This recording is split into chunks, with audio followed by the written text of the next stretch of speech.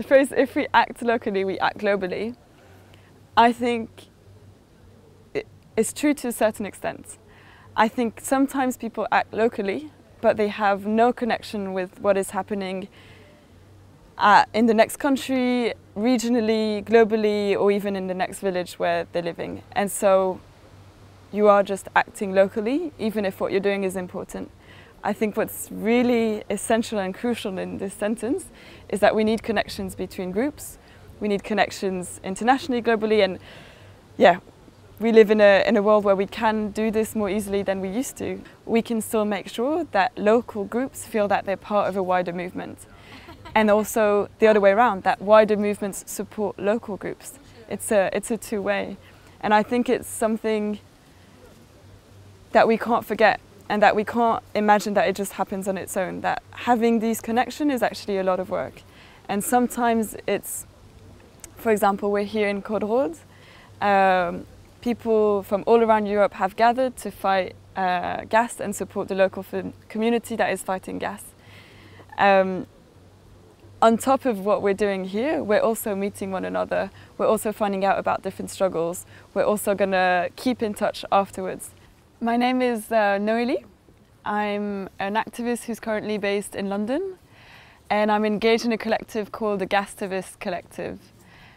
We started the Gastivists about a year and a half ago now. We were a group of activists from different parts of the world that really got really concerned about gas, basically.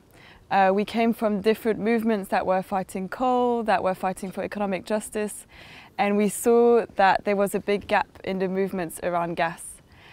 So locally, there were lots of citizens or local groups that were starting to fight the construction of new pipelines, of new LNG terminals. And at a European level, there were bigger NGOs that were trying to do policy work, advocacy work, but there wasn't a movement. They were not talking to one another, they didn't know each other, they were not listening to one another. So what we thought was important was to basically get everyone to talk to each other. So try and create a network of people, try and show that if you're fighting an LNG terminal in Sweden, you're also connected to the Italians that are fighting a pipeline that is being built in the south of Italy. So that's what we started doing. We got people in touch, basically. I was working in Brussels in an NGO, and I was doing advocacy work on gas. And I realized that we were never going to make a difference if we couldn't show that there were lots of people fighting locally.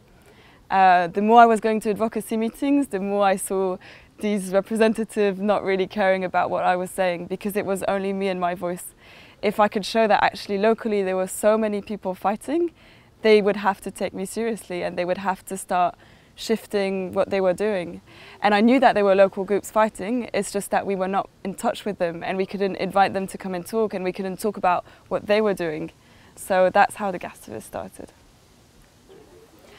So the United Beyond Gas Tour is a speakers tour that we organised with the Gastivists and other organisations.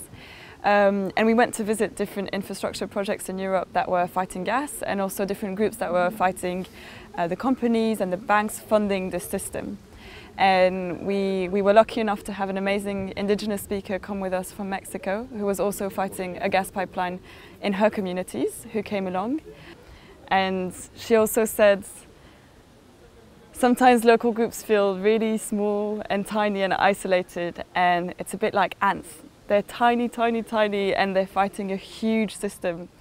But she was telling us about these ants that they have in Mexico that bite you and that are really scary. And while they're tiny, they can really scare a grown human. And so just to remember that even if we're tiny and we're fighting this massive system, it doesn't mean that we're powerless. We can be very powerful, and that we can be just like ants. We're loads of us and we can make a difference.